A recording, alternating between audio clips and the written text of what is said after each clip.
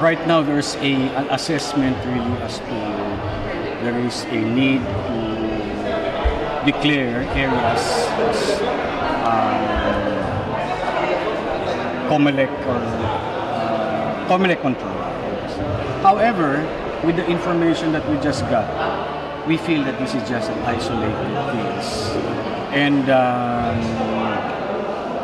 at this point, we think that this does not call for the calling the place as election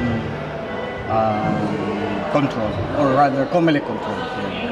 So malayo pa to, hindi pa to, this is only an isolated incident. Certainly, this is an insurgency problem.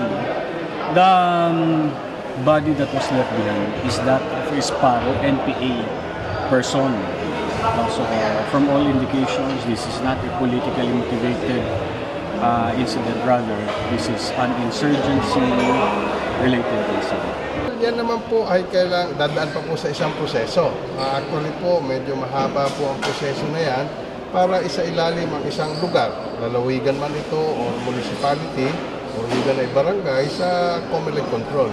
At kailangan po may mga parameters tayong susundin, like yung pong hindi nakikita na po natin ang intense political rivalry at nagresulta na po sa hindi lamang iisa na election-related violent incidents, maaring yun na po ang isa sa mga parameters.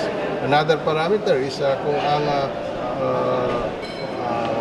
CNN or yung pong samahang CPP, NPA, NDF ay nagiging ma-influensya sa lugar na yon, maaari pong isa yon sa consider natin. But as of the moment, wala pa po tayong nakikita mga ganong sitwasyon na umiiral dito po sa Negros Occidental.